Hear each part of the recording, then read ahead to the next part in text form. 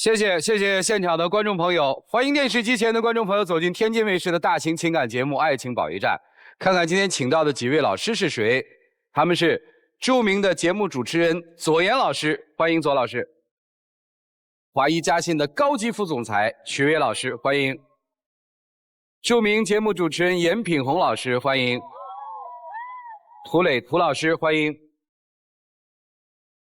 来吧，接下来看看今天的4位老师如何帮助嘉宾朋友走出他们的情感困惑，了解一下这对嘉宾的基本情况。我们结婚已经30多年了，从结婚到退休，我们都是过得好好的，什么事情都是有商有量的。但是没想到的是，我们的老年生活很不和谐。退休之后，他总是找各种借口，从来不愿意陪伴我，生活中也没有任何的沟通，总是我行我素。跟他老是聊不到一块，一说话他就要冒火，一出门他就要管我，他的那种强势我感到很压抑。无论我对他多么的体贴照顾，他都不领情，我也不知道该怎么做了。结婚37年依然还困惑着的，来，掌声有请这对老夫妻，有请。男嘉宾瞿先生63岁，来自湖南退休；女嘉宾张女士63岁，来自湖南退休。有请两位，有请。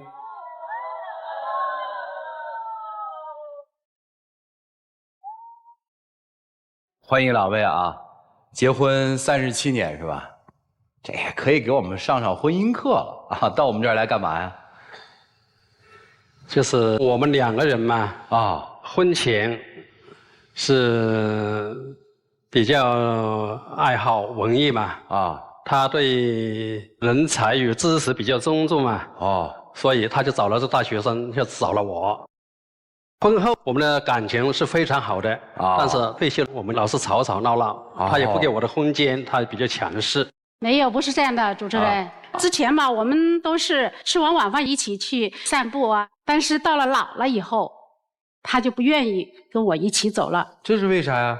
这主要原因是我的脚有一次救人嘛，我就受伤了，很疼。散步的时候走上40-50步，我就要坐下来，一定要休息的。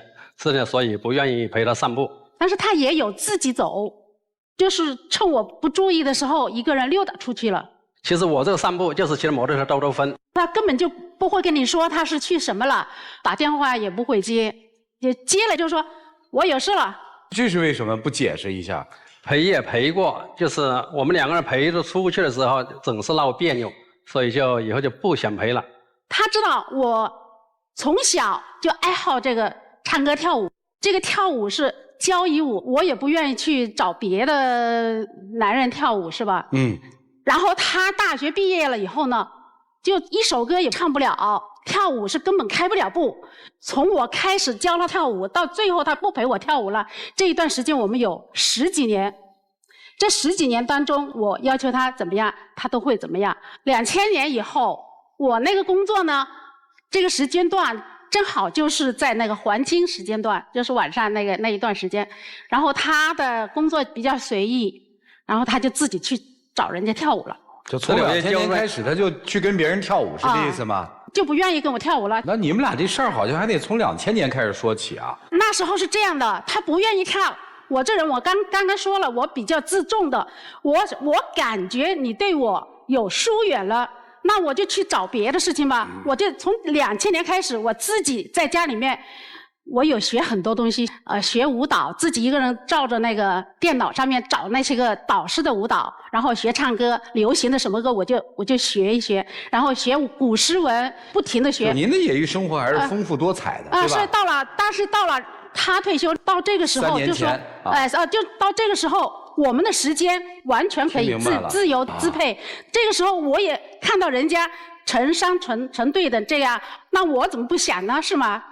我肯定。我看大概你们的婚姻大概是分了3段，我这么听下来啊。第一段叫寻到目标，快乐生活。对对吧？对，这一段就一直从结婚到2000年算是算是一个坎儿，对吧？是的，就过去了。是的。到了2000年之后，因为工作性质的关系，等于您可能就是上班的时间，按您的说法，黄金时间上班。啊，对。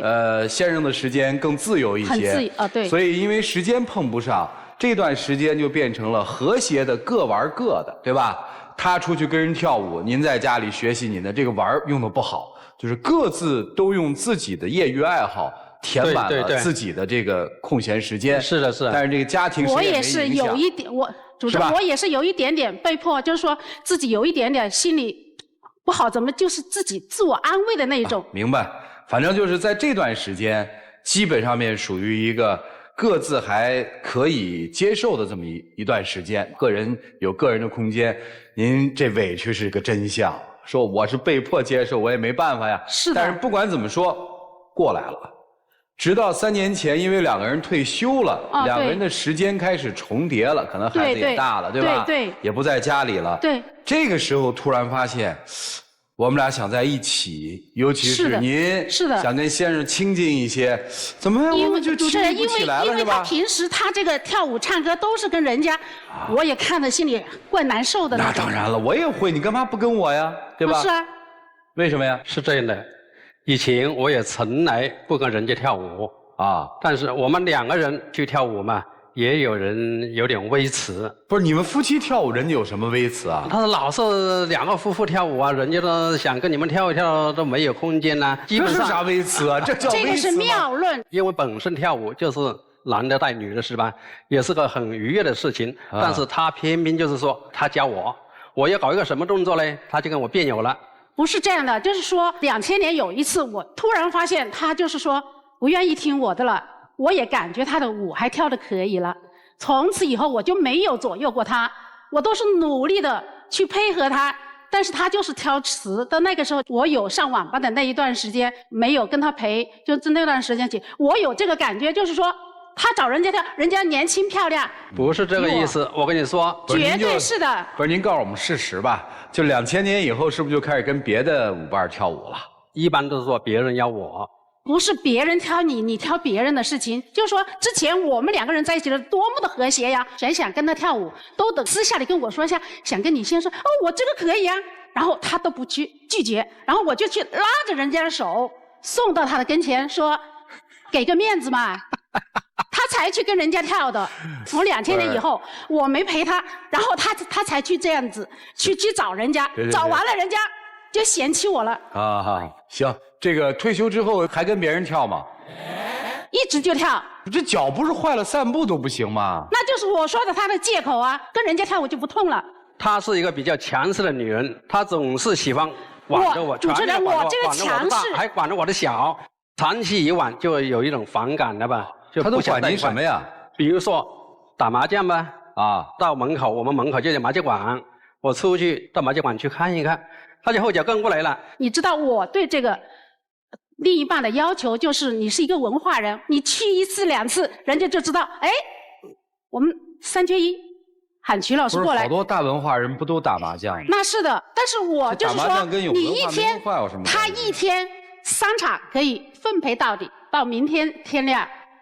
你说这么老了，说早睡早起嘛，是吧？好，主持人啊，这个事情我跟你可以这叫小事儿也管啊，打麻将你管我，还有什么大事儿管？您说。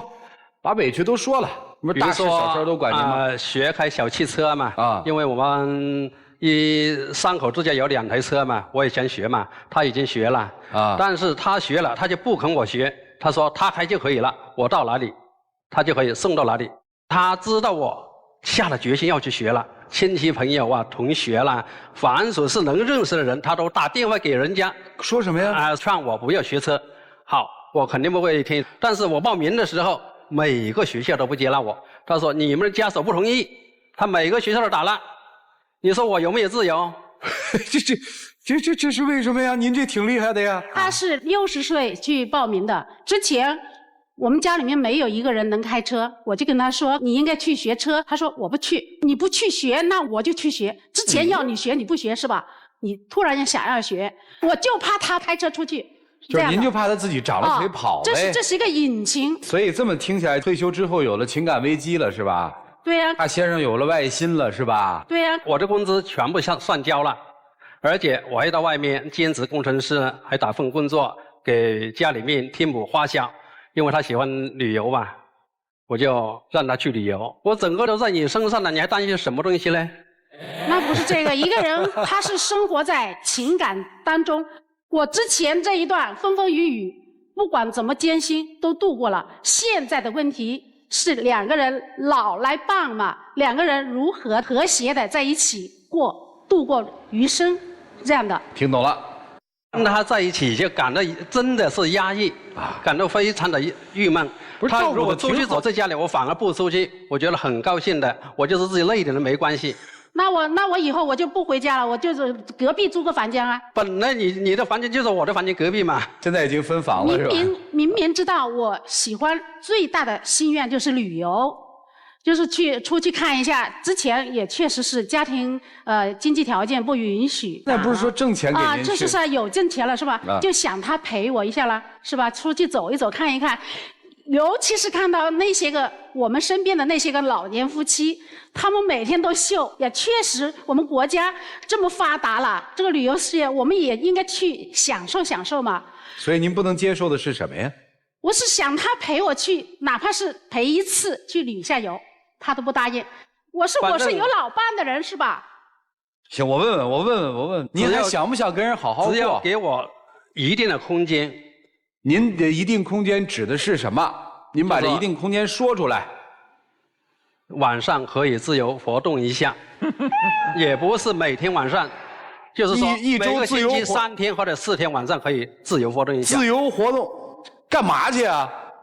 得跟家属说清楚跳舞啦、唱歌啦。比如说现在进了很多群嘛，很多群里面都要着唱歌嘛。明白了啊，明白了。就是说一年365天，最多也就别着急，接不接受？这个不存在的，就是说不存在是不接受啊？我没有限制过他。啊，我没有限制过他。那您要什么自由啊？没有，根本就没有限制过他。怎么说没有呢？就是前几天我们来这里来天津的时候，就是我骑着摩托车出来，他开的小汽车跟着。这个是因为他从来不跟我交代他去哪里了，交不交代也不要跟踪嘛。现在我有时间了，我可以不去洗碗了，不去收拾了，我就想知道你到底是干啥了，跟谁约会了？不，这个就是这个婚姻最大的一个可悲之处嘛。就我们年轻人看，我自己觉得是一个可悲之处，就是一段婚姻，在婚姻当中的妻子想要的是说，你能不能陪陪我，对吧？丈夫的话是跟你在一起我就烦，你能不能给我自由？给啥自由啊？可以陪的，但是不能够每天陪。我不上班，每天都在家里嘛。他这个每天陪，我告诉大家，他这个每天陪就是吃喝拉撒呀，在家里面睡觉啦。他感觉这是陪我。行，咱不吵了，还过不过？我们特别直接，年轻人直接一点啊，过不过？可以过吧。哎呀，我的妈呀！您觉得您的这个家庭生活100分是满分？我太委屈了。不是，您给打多少分？听到您的委屈了，您给打多少分吧？我也不知道。您今天来干嘛？是谁要来的？是我要来的。您来这儿干嘛？我不是有看到你们有这么一档子节目吗？人家都通过这个节目能够达到那个预期的效果，和好了吗？主持人。对于来这里的问题我还可以插一句啊，允许吗？允许啊，说吧。我根本就不想到这来，我也反对他到这来。有一次我看到他看天津电视台的《爱情保卫战》，正好这个节目它的环节播送到哪里呢？主持人他们的评点了啊，哇，不听不知道，一听心里一跳。你害怕自己那点事儿被他们看穿了？不是怕的问题，我是对他们这种点评很赞美啊，杠杆的字字玑珠，掷地有声，入木三分，精彩纷呈。好，行，别夸了，让您感受一下现场，什么叫字字珠玑，什么叫入木三分。什么叫润物细无声？还有一个词叫摧枯拉朽。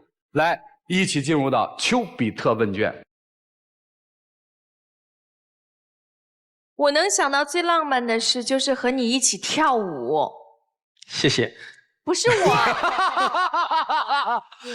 哎呀，你看，是您太太。不是，我客观的说啊，从上场到现在，唯一发自内心的笑，就是你说完那句话之后，他说谢谢。然后我就特别的感慨，我觉得大哥您太厉害了，您这个脚啊带开关的。就是跳舞的时候是好的，一跟您太太去散步就坏了。您有多少个舞伴啊？我问一下。3个。固定的是吧？相对固定。那他们要是不跟您跳舞行吗？不跟我跳舞行啊。您不跟他们跳舞行吗？我也行啊。那为什么还要跟他们跳舞呢？我听来听去啊，俩人矛盾主要出现在舞伴身上。就控制一下自己的脚行吗？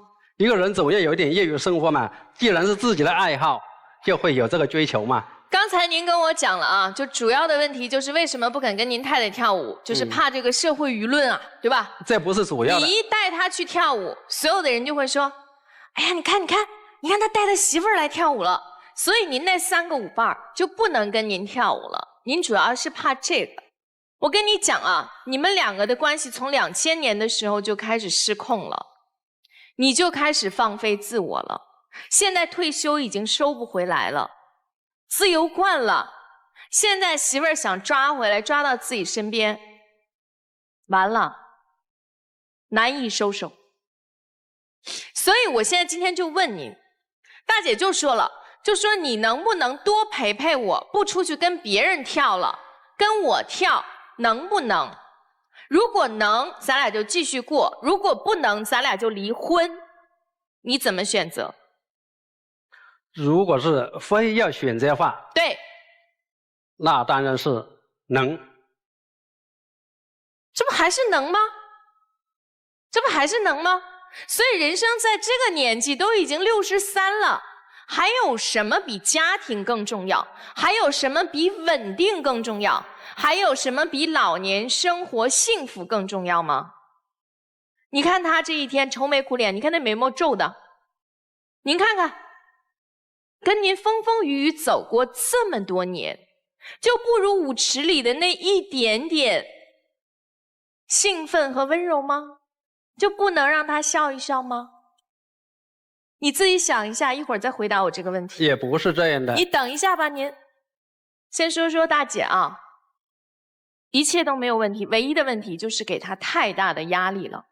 您的这种施压，不光是包括亲朋好友，动不动就打电话，还打电话到驾校去。听我说完，他现在处于叛逆期，老年叛逆期，就是你现在越压着他，他就越反抗。我可以说一句吗？你说。那是由于我无助了。但是这样的方法，你绑得住他的腿？绑不住了。你绑得住他的腿？那我也没办法了。你不让他学车，你绑得住他的心吗？是啊，事实就是没有。我这是一个尝试。是，所以以后不要这样。所以以后我们用正确的方法去疏导。没有，就是说我就保持沉默了，就一直是冷战。沉默没有用，冷战没有用，沟通才是最有效的。跟踪没有用，跟随才是最有效的。就像你当年教他跳舞那样，教他怎么样过好老年生活。那不会听我的，他不会听你的。但刚才我问他了，我说如果大姐今天就走了，你怎么选？这才是有效的方式，而不是用舆论去压制他。他书读得多，你知道吧？你光压制他是没有用的。我是因为过了10几年了，我一个人就想尝试一下。人家是有强势的女人，她们是这么做的。你听我说，有用吗？我也没有去干预她，我一个人悄悄的，我想做什么，我没有说今天不让你去，没有这样说过，都是我跟你讲，你说的是对的，你是这样做的，但是我现在告诉你没有用，我在告诉你什么样是有用的，你懂吗？他这种人，就像我刚刚说的，你今天就把狠话撂在这儿，就有用。你说我不干预你，然后我就怎么样？我跟踪你，我用外围的方式压制你，没有用。我现在告诉你这件事情，我现在也停止了。对，所以你今天在现场冷战也没有用，你就给他一个明确的态度。外面的那些鲜艳的色彩，在这样的年纪，不如家里的妻子给你带来的陪伴，不如未来当有一天你可能躺在病榻上，递给你的那杯温水带来的温暖。63岁了，该考虑这些事情了。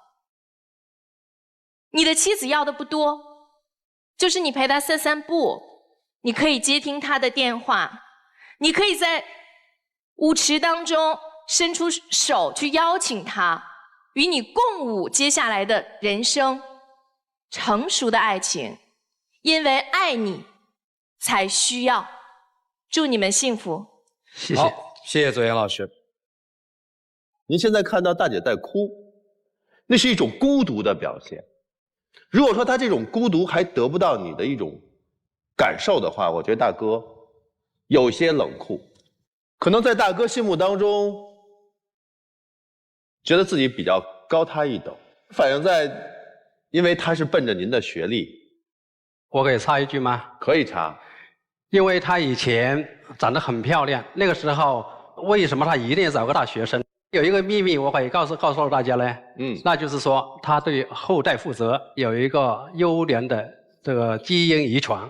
其实她比我还要优良，因为她这个人，她要达到什么目的的话，咬定青山不放松。所以您的潜台词就是她不择手段，包括跟您相处的这个方式当中，让您感觉到很不放松。您需要自由，对吗？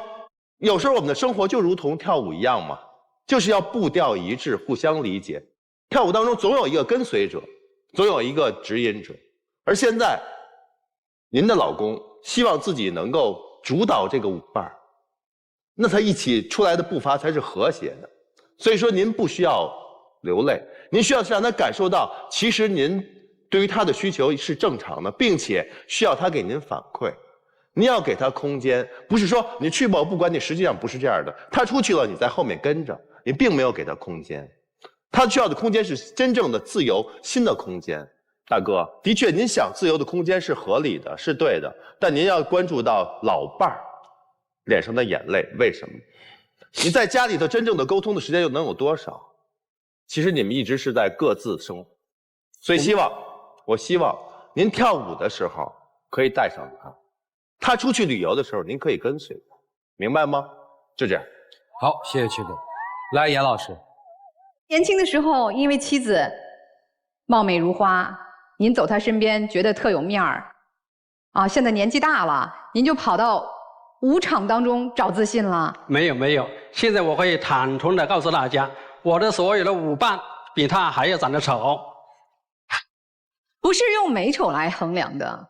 就您现在这个活法啊，这么放飞自我的活法，您再跳个3、5年，等您真的生病了，真的不能再出去跳舞了，不能再开车出去玩了，谁照顾您啊？就您这10几年的表现，我们都说少年夫妻老来伴儿，您这10几年还算年轻的时光，没有好好的陪伴对方，你指望老了以后人就在床前照顾你了吗？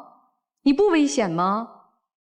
所以大哥，您要不收心，我真得劝您妻子考虑一下自己的生活了。听明白了吗？那就别了吧，不要让他离开我。不会让他离开您，您就要好好的陪伴他，而不是你喜欢自由，你喜欢跳舞，你喜欢潇洒，把他放在一边，这是不对的。女士，我想说的是，您给他的压力太多了。年轻的时候啊，这个弹簧压久了，它真的会弹起来的。所以我倒建议您现在真的是完全放手，你放手晾着他。来，不解释啊，你就晾着他。他不是出去玩吗？你也玩你的呀。你去旅游啊，不理他，回来不给他做饭，让他冷茶冷饭的，他知道你的重要性了。没有，这种方式对他无效，他更加去找人家做饭。人家会跟他做饭。如果真的是这样，他要不懂得珍惜，您后40年真得好好考虑。我们现在其实追求的不仅仅是说，我们年轻时候相伴，老了以后我们就这么凑合吧。其实我的压力全部是给我自己，我要达到一个什么目标？今天要买房，我就自己努力。但是你得跟着我来，是吗？你越这样想，大姐，这大哥越不跟着你的脚步，他已经完全渴望一个轻松自由的老年生活了。你然后只能我想买一辆车，家里面又没钱，我去贷款，用我的那个工资那个存折，工资存折去贷款。哎，大姐，咱不说细节了啊，你有考虑过换个老伴儿吗？从来就没有，从来就是说，他30岁的时候，或者40岁的时候，50岁的时候，他都不能这样去站在我的换位思考的话，我要等到60还没有，那我等到70，我总有一天要把他等回来。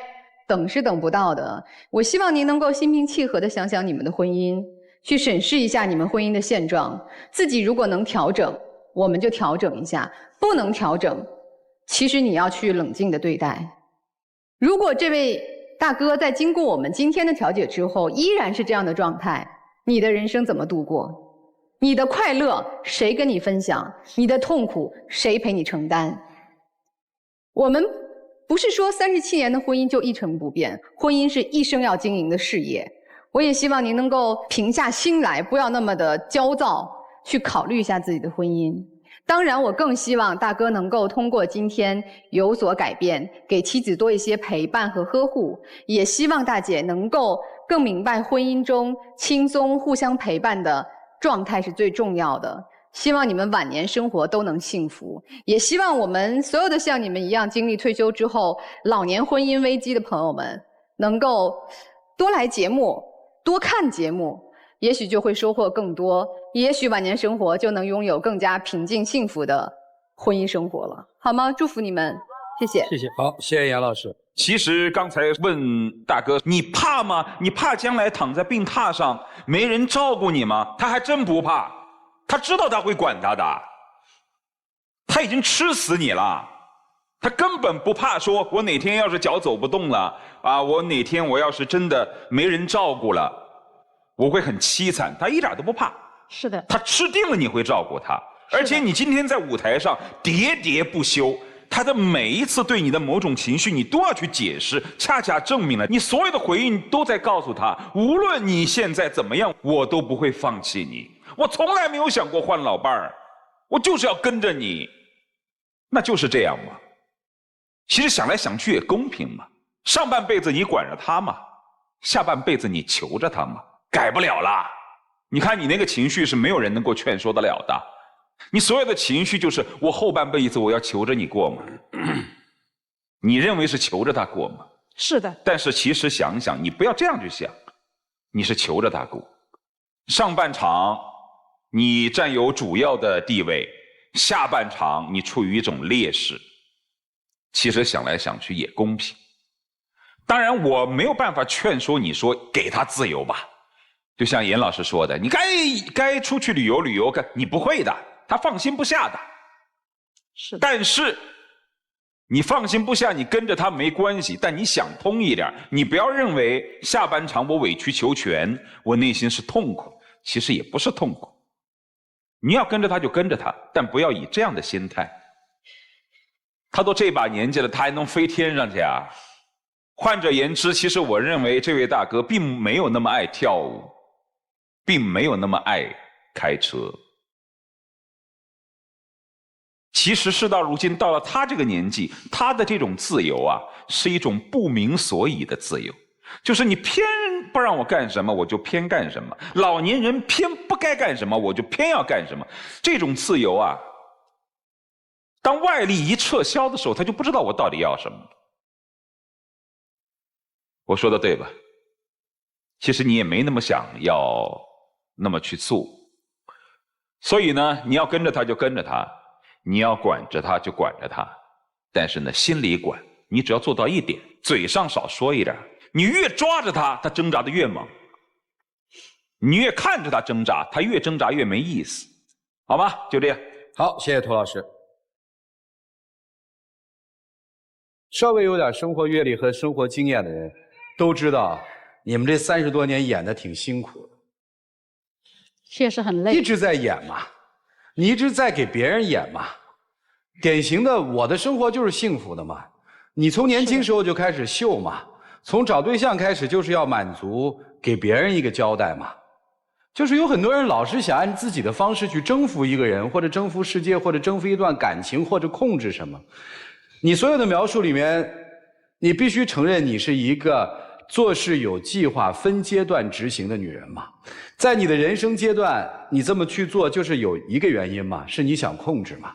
你要控制你自己的生活嘛。所以从2000年开始，你所有的生活重心是什么？是让这个家在物质上面更殷实，不能被人瞧不起。是的。至于你的情感需求，可以被压制。是的。现在你回来了嘛？潮流变了嘛？现在的潮流是秀恩爱了嘛？有秀的需要，有你内心的需要，这个男人不能满足你了吗？不能给了吗？就是你们都演了30多年的婚姻，还想演下去吗？我觉得到了这个岁数了，活自己，骗了自己一辈子，为什么不能活一回自己啊？不行就是不行，就是得有底线。你有底线吗？确实是没有。闲着没事骑个摩托车浪荡什么呀？我们这年轻人就已经看不下去了，而且是你教着他，打开了一扇新的世界的门。你放手，你手把手的把他往出推。是的。你还觉得我能控制他？我的力量很强悍，他好。今天话说开了嘛，我看就是这个婚姻就是要到已经突破底线了。您回不回来？回来咱接着过，不回来爱干嘛干嘛去。过分了吧？反正我的心一直就没出去。那叫心吗？说你出去的时候，我在家里特别愉快。你说的吧？你不看他就烦吗？心是没出去。您没有张三，也没有李四，但是你更没有他。你只有你自己嘛。我只是觉得我们30多年的这个婚姻了，总应该面对一下自己，坦诚一些。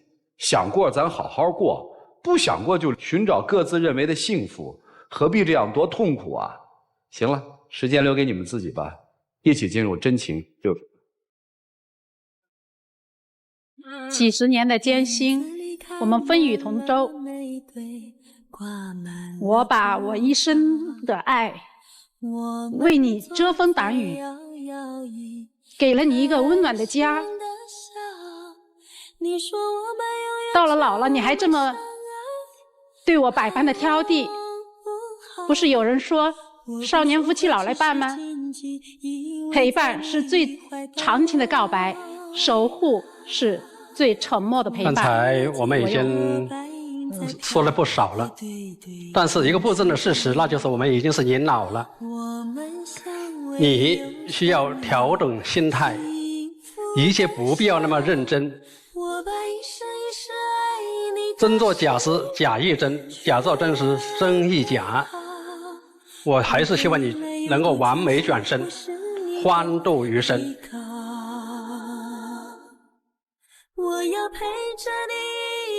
哎，听懂了啊？谢谢两位，请回吧。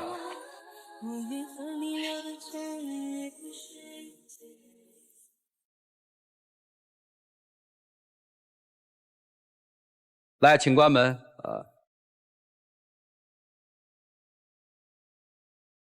你看人家这个最后引这2句话非常有意思：假作真时真亦假，真作假时假亦真。就是到了这个岁数，如果说还秉承着人生如戏，全靠演技，在生活里连一点真东西都不掏，我倒觉得活的岁数越大越悲哀。行吧，最后看他们自己会做怎样的选择，请开门。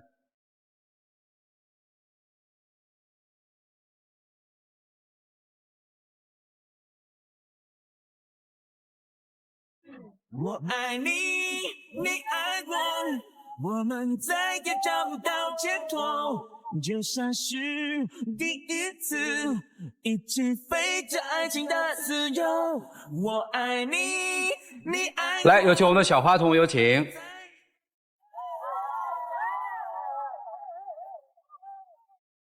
谢谢，谢谢小天使。来，见证属于他们的浪漫时刻。老伴，你也不要伤心，你不是很希望跟我跳舞吗？现在我就是脚断了，我也要证明一下，跟你跳舞。现在？当然。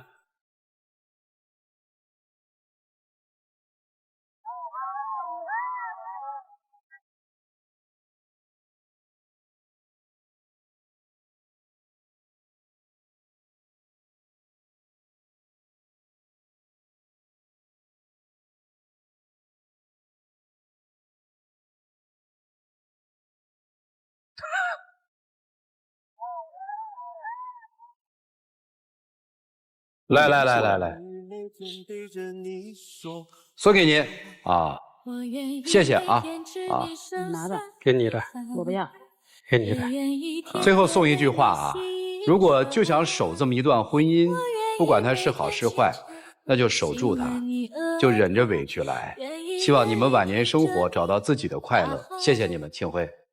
谢谢主持人，谢谢主持人，谢谢老师，谢谢大家。能不能让时光走得缓慢？因为我想做你一生的伴。人生只有几十年的短暂，我要用爱陪你一起承担。能不能让时光走得缓慢？如果从今天开始他们能够快乐，能够偶尔的这么共舞一下，我觉得今天来这个节目就真来对了。希望你们快乐。好，接下来我们来看下一对嘉宾遭遇了怎样的情感困惑。各位请看。我跟他青梅竹马，从小长大，认识也有20年了。可是我现在发现他有的时候跟我完全不在一个频道上面，在外面也完全不顾及我的感受，有情绪就发，让我在朋友和家人面前很没面子。我跟他做普通朋友的时候呢，觉得他人开朗乐观又很幽默，但是做男女朋友3年半，缺点越来越多。我最不能忍受的就是他自私，最爱他自己，一旦吵架就是我翻旧账。每次吵架他也要求我先低头道歉，我只是希望他能改一改自己的脾气。明明是他根本没有去解决这些事情呀，再这样下去只考虑他自己的感受，我真的不知道还能坚持多久。掌声有请这一对，有请。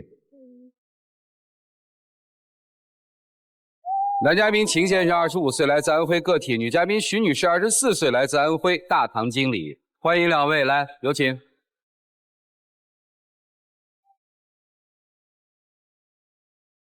欢迎两位啊！小片里有很多信息是吧？谈了3年半了是吧？对。做朋友的时候还不错是吧？对。做了多少年的朋友啊？快20年吧。我们2个小学同学，初中还在一起上吗？就是一直有联系那种，但是不在一个学校。因为大家都住在一个小区里。哦，同小区的。对，住在一起。啊，够熟的。3年半之前到底发生了什么，让你们就从朋友变成了男女朋友？因为当时他是在合肥上大学，我是在老家那边做点小生意什么的。过年那段时间我们出来玩，觉得都还不错，在一起了。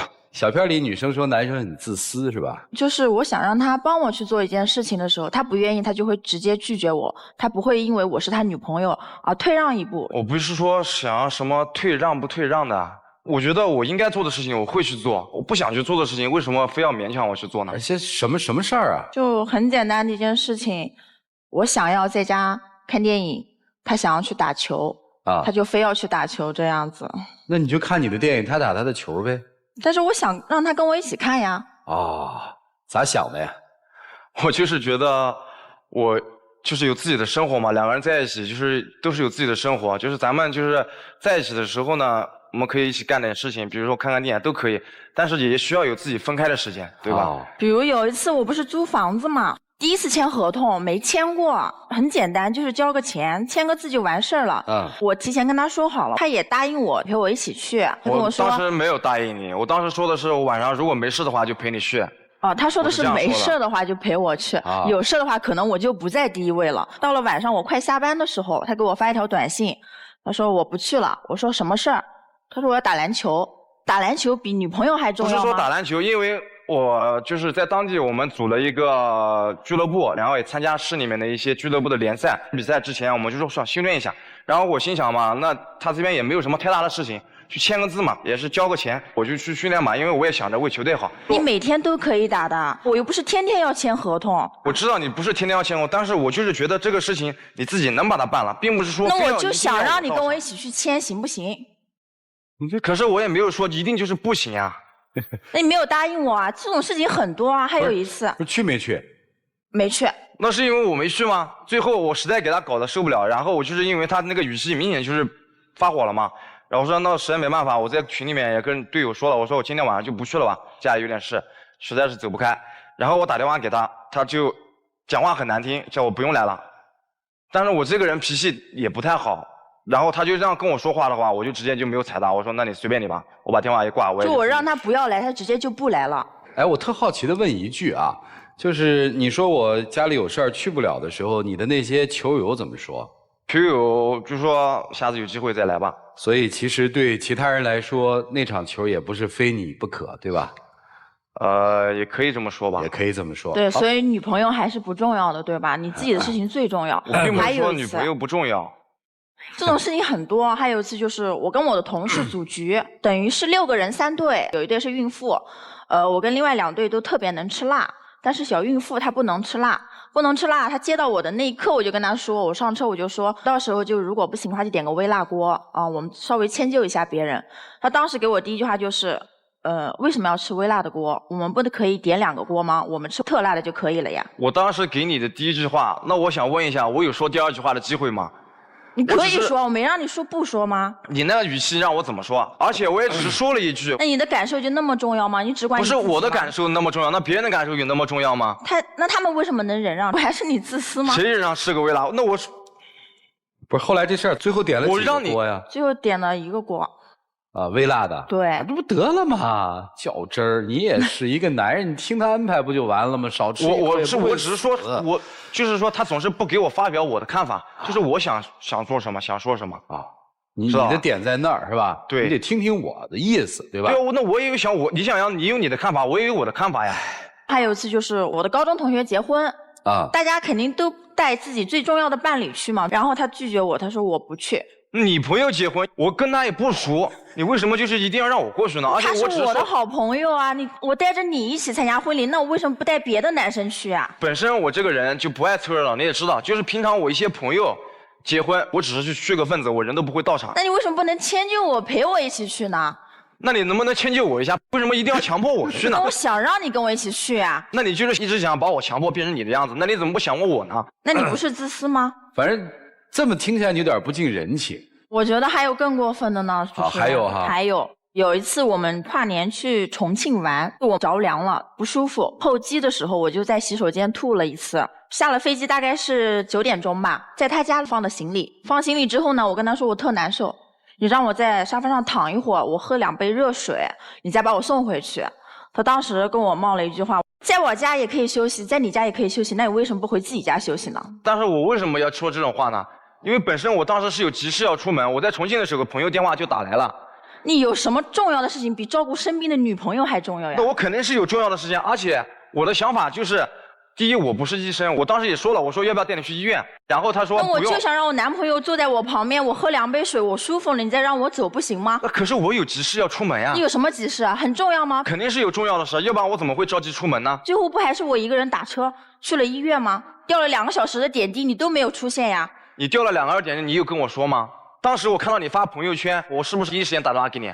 最后还不是我把你送回去吗？那我需要你的时候你不在，我已经吊好点滴了，我都要回家睡觉了，你再来关心我，你不觉得晚了吗？你不仅仅是这一次，他每次就是翻旧账，不仅这样，还老是说我半夜把他丢在大马路上，道德绑架我，我也不知道，那我怎么叫丢？我告诉你，那不叫丢吗？我说我要下车，他车停的比谁都快，然后就这样看着我，那不是让我下车吗？我说出来可能大家都不相信，我在开车。也是因为一些小事吵起来了。我这个人不太喜欢吵架。我觉得你吵得挺厉害的。不是，因为这段时间的有些事情，他实在是让我看不懂。然后呢，当时呢，就是说你去哪我送你去，或者你要回家我送你回家。他说你不要管我去哪，你现在把车停下，我要走。我说你往哪走？我说你要去哪我送你去，你要回家我现在就送你回家，你告诉我你去哪。他就不干，我没办法，我只能靠边停车。我车刚一停稳，他把门一开跑了。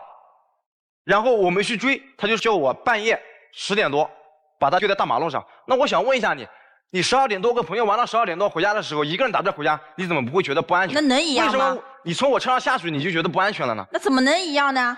每次就把这些事情拿出来翻，拿出来说，而且在我朋友面前，从来都不会知道什么叫做下手不可外扬。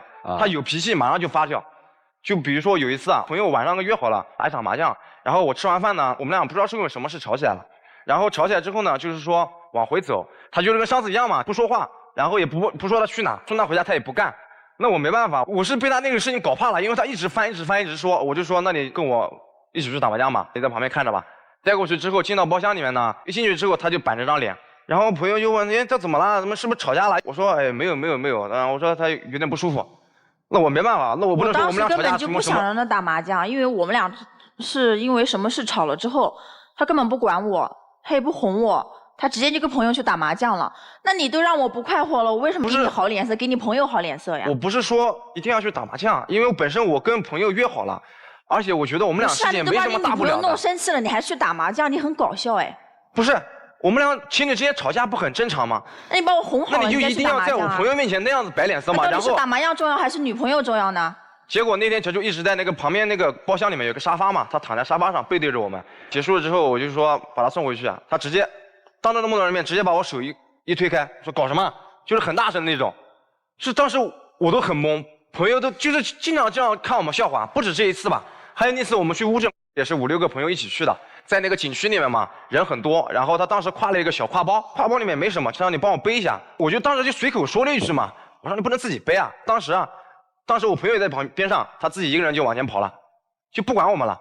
本身我们大家一起出来玩，约好了一起出来玩，你这个行为不仅影响你自己也知道有那么多朋友在，你帮我背个小包又怎么了？很重吗？难道你把包给我放在我手上，我会把包扔到地上不管吗？你都说了那句话了，我还能把包给你啊？我只是说了一句你不能自己背，那又怎么了？你帮我接手背过去就没有那么多事了呀。对，但是你能不能？那你就是不体贴我呀。来一句啊，好像你在这个小片里你说是我女朋友喜欢翻旧账啊，我这听了半天你一直在翻哎，你们俩怎么交往了3年半的？就天天就这么吵吗？我听着特别尴尬，你知道吧？分开得了。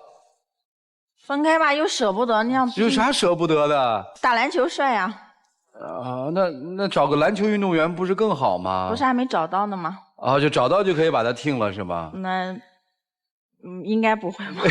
都太在意自己的那个感受了。我觉得这恋爱谈的，恕我直言啊，而你们各自讲了各自的道理，从道理来说还挺难驳倒的。但是我觉得人总得活点人情味儿吧。但我觉得男孩子应该让着女孩子。我这不管是谁让谁啊，我就说人得有点人情味儿。其实特别简单，这是你女朋友还是谁女朋友啊？是我女朋友啊。照顾一下没毛病吧？你问一下他。我跟你说，有很多时候其实就是这些关键的小事儿特别伤人。你看啊，我随便说啊，我身体不好，我跟你谈了恋爱，我们还是邻居还是发小，我们俩交往其实父母是知道，你们可能现在不住在一起，对吧？我听下来。9点多，按理说吐了那么难受，下了飞机，基本上我们可能选择的是要先去医院一下。如果觉得自己可以处理，那就及时回家。既然选择了把女孩子先带到了你那儿，你又有事儿，你应该让她在那儿踏踏实实的。理论上说是应该把事儿推了的，因为没有多大的事儿。我就觉得这就是人味儿，那么做就没人味儿。女生也一样，你可以娇，可以蛮横。也得允许人家发个牢骚吧，就现在女孩就男人发个牢骚都不行。你说吃微辣，哎，我提个建议嘛，我们吃个重辣行不行？有啥不行？哎，分开锅吃行不行啊？你可以帮助教育，别生气嘛，这叫人情味儿啊。听着我就特别尴尬，我说这有多大的事儿，你们就至于这么吵？吵完以后好的时候又好的要死，两个人跟一个人一样，一点距离都没有。你们听老师怎么帮助你们吧，一起进入丘比特问卷。我听下来2个人都挺爱翻旧账的，为什么要爱翻旧账呢？是因为有账没有算清楚。你们所有的这些点点滴滴，在过去的日子当中全部都没有清算过，然后这事儿就过去了。过去了以后，下次吵架的时候就会把上一件事情累积的一起再讲，然后事情累积的越来越多，这个架就吵不完了的吵，各说各的理，都有道理。打篮球还是看电影，吃微辣还是吃重辣，去参加婚礼还是不去参加婚礼，两个人啊，你听下来，我想，我不想，我想，我不想。那有没有人能够站在对方的角度去思考一下这个问题呢？他为什么想？因为他要的是陪伴。他为什么不想？因为他就是这么样的一个性格。但是没有人会尊重对方的想法，全部都是我。所以你说他自我吗？你也很自我。我为什么就不能去打篮球啊？那你为什么不可以在这个时刻不看电影？那吃饭啊，孕妇不能吃特别辣的，当然我们要尊重他们一下，照顾他们一下。那你就完全点一个不辣的，点一个辣的，就不用点微辣的了。你也是完全考虑你自己的想法，两个人都是一模一样的，谁也不用说谁。我生病的时候让我就自己在路上吐，你觉得这事儿是一个正常男朋友应该做出来的事情吗？照顾好自己的情绪，处理好自己的感情，处理好自己简单的基本的工作，就是你们这个年纪最应该做的事情。做男人就让着点女孩，不吃亏，你稍微多疼他一点，他会10倍100倍的反馈给你。做女人就给男人点面子，不丢人，你稍微的惯着他点儿，他会在私下里更爱你，好吗？永远不要是我想我不想，而是你想吗？我也想。祝你们幸福。好，谢谢左岩老师。来，曲总，我们经常会描述非常恩爱的情侣用什么词儿呢？叫两个人啊，好的像是一个人似的。我相信这是女生希望呈现出来的一种状态。我去做什么事情，出席我朋友的婚礼也好啊，聚会也好，我的男朋友、另一半都会跟着我。我不用说，他就知道我想要做什么，这种默契。很显然，虽然你们朋友这种关系持续了一段时间，但是作为情侣来说还是不足够的。再反过来想一想，真正两个人是一个人吗？不是，每个人都有自己的想法，每个人都有自己的社交属性，也就是说每个人有自己的小的圈子。可是女生呢，经常是说一定要把她拉到你的圈子里，即使对方有一些想法说我不愿意去，我不喜欢那种场合，或者说我在那种场合发表了我自己个人的看法的时候，你又觉得不合适。所以步调真是能够一致吗？不可能的，毕竟他有他的圈子，你的圈子他有的不喜欢，有的场合不愿意去是允许的，我们不能硬把他绑过来。你看你的行为无数次都是在绑架他做一件事情，那件事情真是你做不到吗？比如签合同，应该他已经帮你把那些所有的事情都搞定了，你只要去签就好了，对不对？那会儿他有一个相对来说他认为是很重要的事情，打篮球的一个活动，对吧？是准备重要的比赛，为什么一定要让他跟你去？其实他不是矛盾，他是只是不同的想法，这种差异性你不允许一下上纲上线到你是我的男朋友，你就不应该这么想，马上很极端的方式就怼过去了，所以他一定很不开心。情侣在一起最好的一种方式，各自能够成长，并且相处来说非常的舒服，这就是最好的状态。你们去磨合，去消除差异，去寻找这种状态，寻找好了，你们俩的感情会非常的好。就这样。好，谢谢曲总。严老师，我刚才听你们就你一言我一语这样吵来吵去，有一度我都听得愣神儿了。我说这样的日子这么多年怎么过来的？人家说这个不是冤家不聚头，你们是一对小冤家吗？可是想想，如果像女朋友说的1天1小吵，3天1大吵，这样的日子撑着是为了什么呀？20年的发小，彼此都认为对对方了如指掌，所以其实你们中间出现最大的问题，我觉得是安全感。你们俩是安全感太足了。我们都认识20年了，我们双方家长都认识，他还能跳出我的这个五指山吗？你心里很有安全感。男生你也一样啊，你自己觉得我们认识这么久了，我们再吵，他还怎么着？还能跑吗？所以你想怎么样怎么样，想让你陪着去参加朋友的婚礼，你就一句我不喜欢，你为什么强迫我？情感当中其实很重要的要素就是彼此的陪伴和包容。你们既不愿意为了对方的喜好去陪伴对方，也不愿意去包容对方和自己的不同，你说这恋爱怎么谈？所以我想跟你们讲的是，上你们那根弦儿，再把自己盯紧一点儿。如果按照你们现在这么自我的方式相处下去，不会有下个3年了，吵也吵散了，明白吗？如果真的珍惜你们20多年彼此熟知的感情，3年多来真诚相对的爱情，请你们把这根弦绷得紧一点。希望你们幸福，谢谢。好，谢谢杨老师。来，涂老师。老朋友变成新情侣，通常都不顺利。一个最重要的原因就是，因为是老朋友，你们以为我很了解他，但其实并不是。在院子里面摆的一盆花，你天天都看见，你以为很熟悉，但是当把它搬到房间里面的时候，你却会很不适应。甚至你们可能会认为我们20多年的朋友，你认为这甚至是变成新情侣的一种优势，因为我们彼此都了解。但事实上，我认为人与人之间的距离的极限是有恒定的，就不能再近了。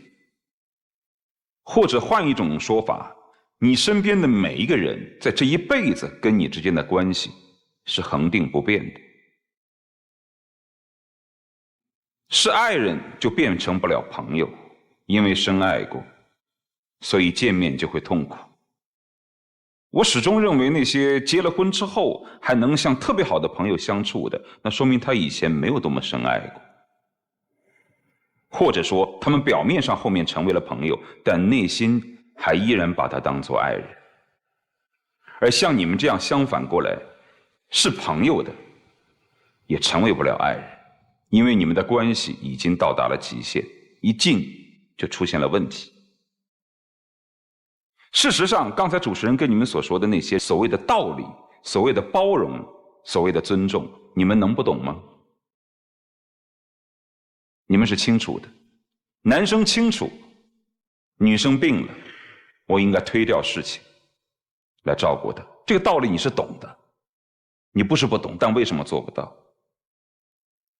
你可能跟另外一个女生在一起，你就做得到了，但是跟她在一起，你就是做不到。我认为这就是你们的关系已经到达了极限，不能再近的。有些东西啊，是一个人的特质所致，他的这种特质他就不适合你这样的人。不是他不懂该怎么做，是他根本就不想这么做。陪你去参加朋友的婚礼有何不可？表面上听起来是尊重和包容的事情，但实际上就是你不想为了他这么做。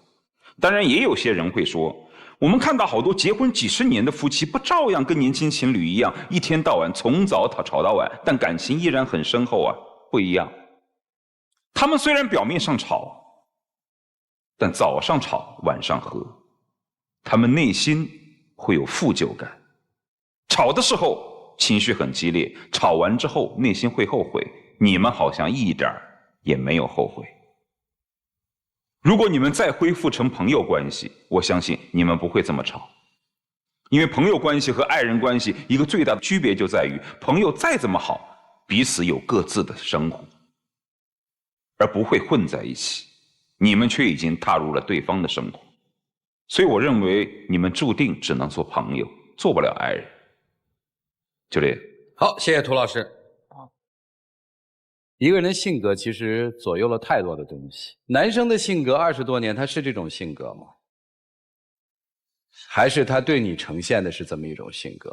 他其实刚开始的时候更自我一些吧，但是他这么多年来已经为了我改变很多。所以情感这个事儿最有意思，它不像数学题，就是一个简单的公式，一个定律。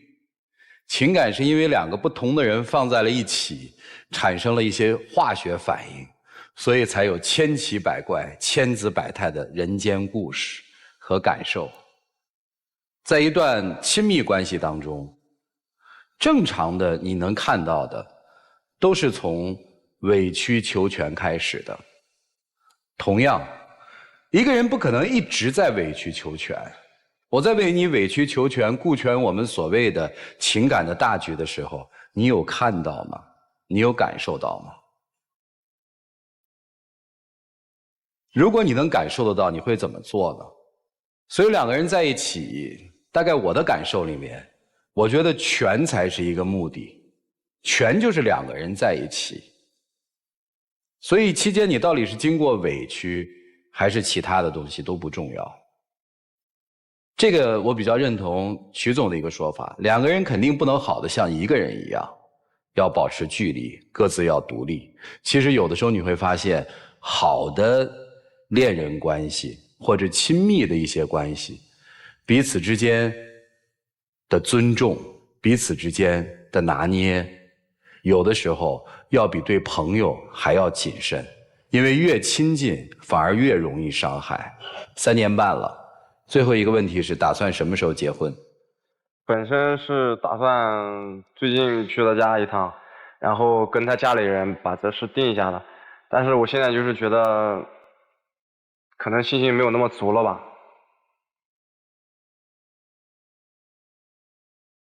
考虑过嫁吗？考虑过。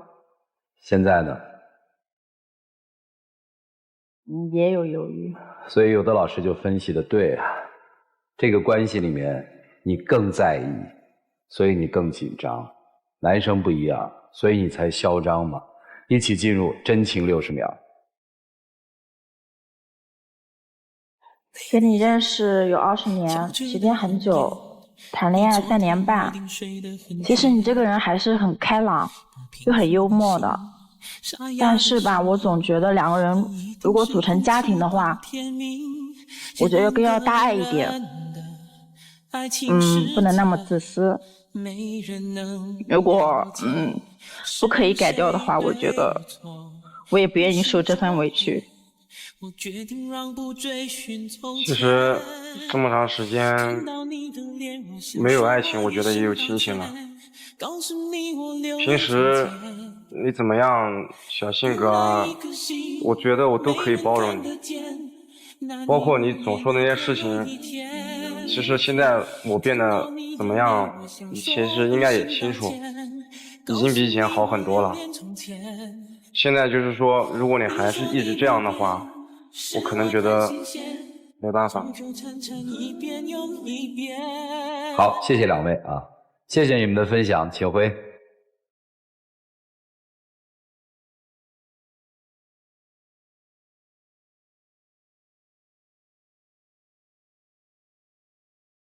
好了，电视机前的观众朋友，欢迎大家下载金悦 APP 和万事达手机客户端，进入到天津卫视的直播聊天室，边看边聊。直播过后，也可以通过金悦 APP、天津 FTV 网络电视、万事达手机客户端继续收看本期的节目内容。欢迎大家登录腾讯视频收看节目的完整内容。来，我们看看这对情侣自己的选择是什么，请开门。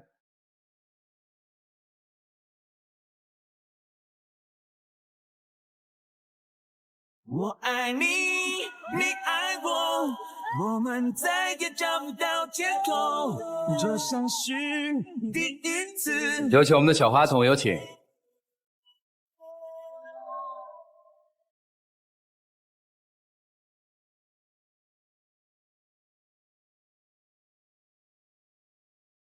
来，见证属于他们的浪漫时刻，各位请见证。你是我这生命中世上独一无二，我说出去只是誓言， Marry me, my baby。每分每秒每日每夜每一个你都是幸福的起点。请亮灯啊！来，这个送给你们，谢谢你们。谢谢主持人，谢谢，来，请回。谢谢各位老师，谢谢各位老师。